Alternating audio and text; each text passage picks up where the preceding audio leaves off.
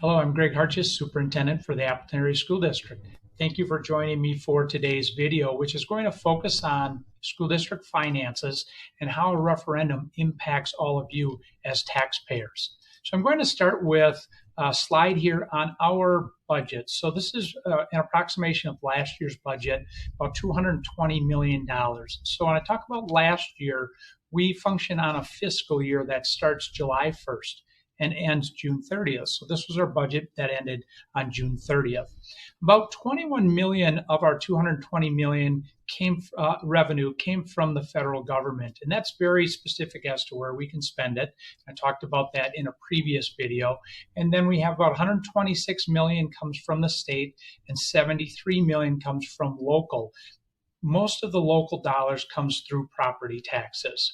Now, when we look at this circle graph here, one thing that's really important to understand is that the state legislature sets a revenue limit for all school districts, and they do that within the two-year budget.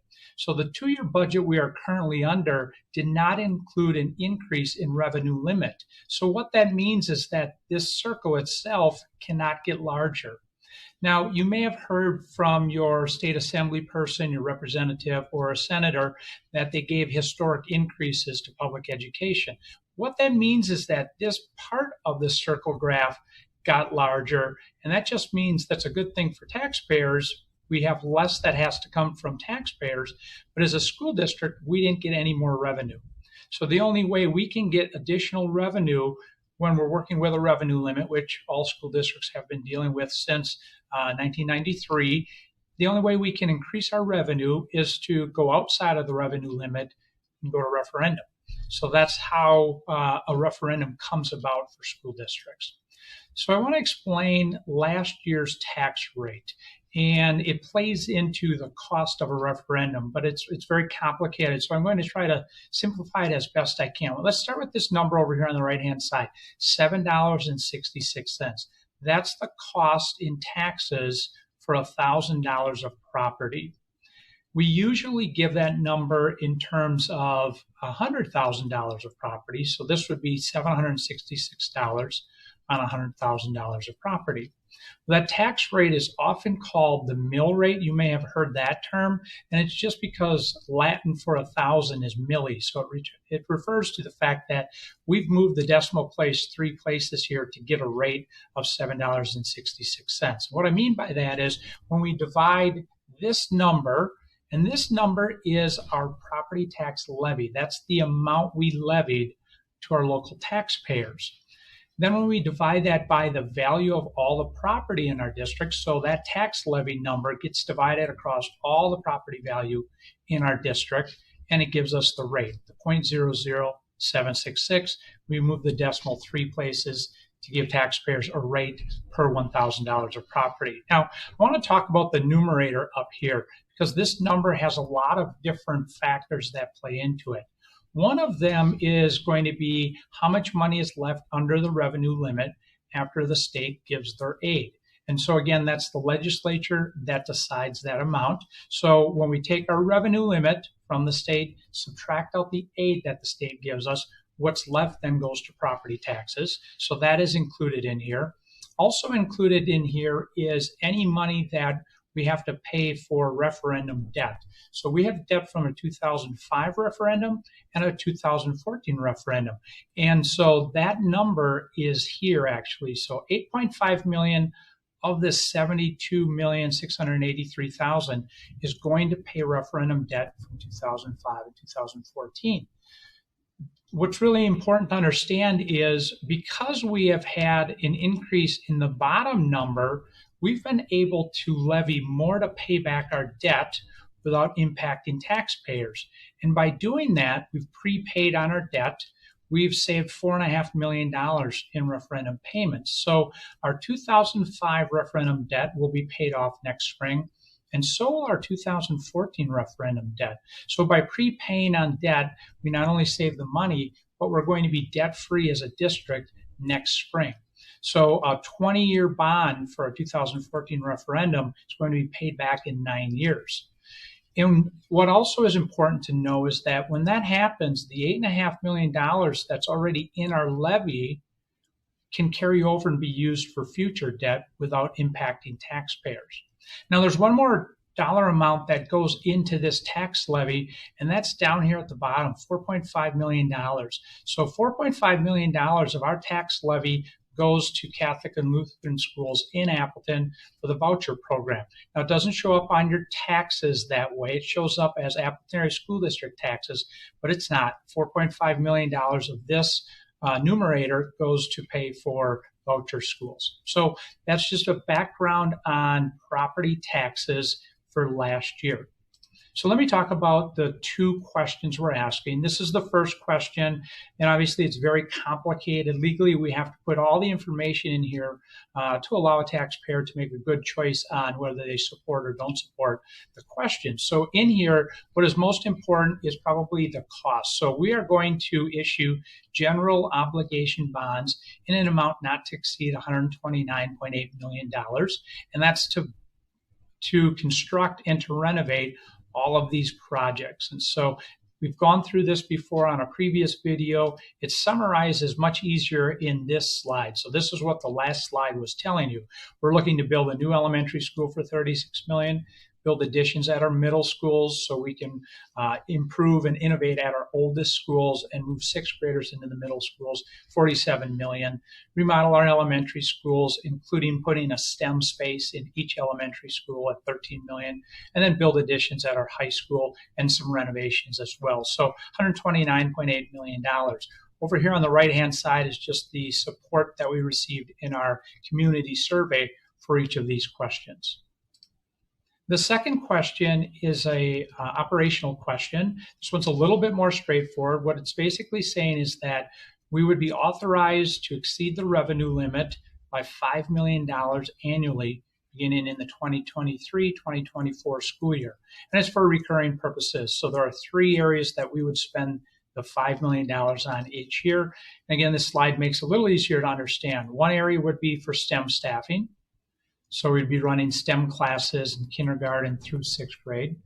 Another area is class size reductions. In our lowest grades, kindergarten, first and second, we really want to be able to work on the literacy skills that our students need. And we think reducing class size is certainly going to support that effort. And finally, it's the new spaces, just operating new spaces through utilities, cleaning and maintenance, and then some staffing that we would need. So that gets put together in the $5 million question. Now, since last year, last October roughly, we've been projecting a cost of the referendum at $39 for $100,000 of property. And that's with the most updated information, which comes out every October. But that's not going to be the actual cost. So let me just kind of show you this slide about our tax rate. So in 15-16, our tax rate was $9.60. And as you can see, we've been going down every year. Here's our tax rate last year, $7.66. Now, if everything were to stay the same in terms of that number that I showed you in the numerator and in the denominator of that division problem, we would have a $7.66 rate again, and then if we passed the referendum, both questions, we would add 39 cents to be 805. Now that number would still be lower than our tax rate in 2019-20, but that's not the reality of how this is most likely going to work. So let's go back to this equation where I showed you how our tax rate gets calculated. Many factors go into this number, and so what I've done here is just put an estimate. I've gone up by $1.5 million. So most likely we're going to see an increase in voucher costs. So voucher costs have gone up every year since the voucher program was established by the state. So we are anticipating an increase there. We passed the referendum, both questions, this number would increase. And then depending on the aid that we get from the state, this number could go up or down based on the aid from the state. So there's a lot of factors that we won't have confirmed until mid-October. But I also want to talk about this bottom number. So the denominator of this division problem is the value of property across our district. And last year it was $9.493 billion. Well, the estimate we were given July 1st is that it's going to go up by 11%, or that it did go up last year at 11%. So that's going to take this number up $1 billion. Now, we didn't add $1 billion to the denominator here because about 800 million of that is based on just inflation. And so it would be artificial increase to your property values that we don't want to use in our calculation. What we do use in the calculation is the increase based on new construction. So last year, every new house that was built, every new apartment, every new commercial building that was built are part of the tax base. And all of that is good for taxpayers because it means that the amount that we levy, the numerator, gets spread across more property values. So more property owners are included in covering the cost of our tax levy. So what we did here is we just added the 200 million in net new construction. If we divide that out, you see a rate of $7.81. So hypothetically, this could be the increase from 766 to 781, only about $15. We think the number may end up being somewhere between 15 and 20. If all factors in the numerator went in our direction, meaning there was no increase to vouchers this year, the state maximized the aid that they could give us, and then we passed a referendum, the number would actually only go up to $7.70. Now, that's very, very unlikely. Again, we're going to have increases to vouchers. That's what our history tells us.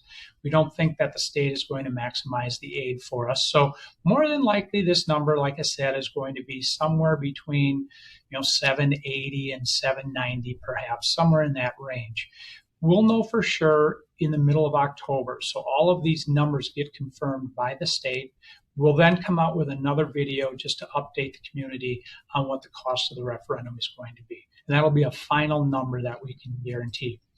Do also want to show you the projected timeline for our projects because it plays into how much we're going to levy each year in the first few years after the referendum. So we're looking at design, obviously, if the referendum passes, designing immediately, and then we'll start construction on our middle schools because we want to add on to our middle schools first so we can move sixth grade out of our elementary schools, so then we can come back through and do the renovations at our elementary schools. The high school projects and the new elementary school, they're independent of the first two projects, so we'll get those started as soon as we can. Not as much urgency there as the middle school projects, though. But ultimately, why I'm sharing this with you is we will not need to go out and sell bonds, the full $129.8 million right away in the first year. And so we don't want to do that because we start incurring interest on them.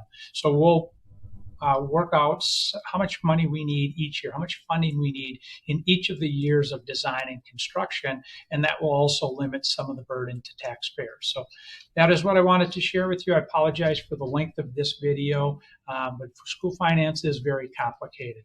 Please don't hesitate to send me an email at my office if you have any questions. Thank you.